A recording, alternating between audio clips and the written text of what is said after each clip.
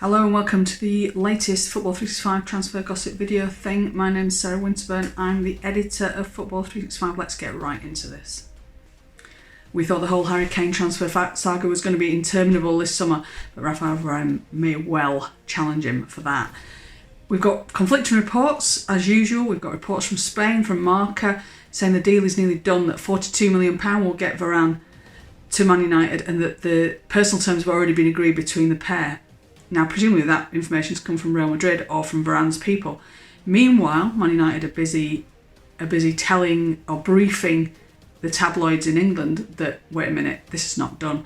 And not only is this not done, but we might pull out. So both the Sun and the Mirror have both got their Manchester United correspondents saying, well, Man United are not sure about this. They think they're being played in the same way they were with the Sergio Ramos deal that never happened, and that Varane is just trying to get a bigger contract out of Real Madrid.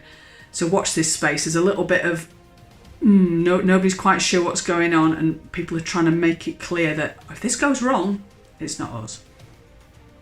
News from elsewhere is that Man United not only want Raphael Varane, but they do want Jules Kounde as well, not as an alternative, but as an addition to Varane.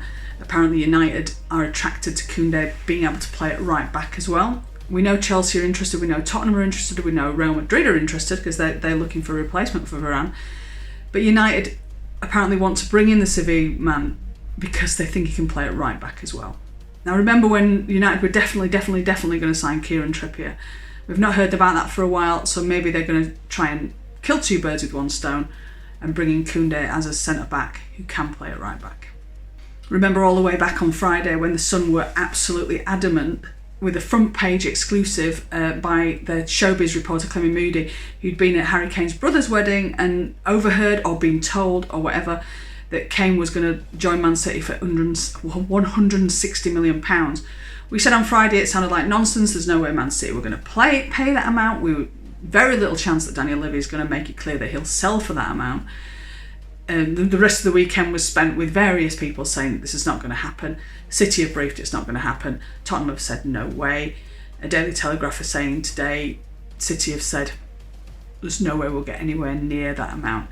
But the Sun are having to stick with this. They put their balls on the line on Friday with that story and they're sticking with it. So they're saying that City could still buy Harry Kane and Jack Grealish for £225 million.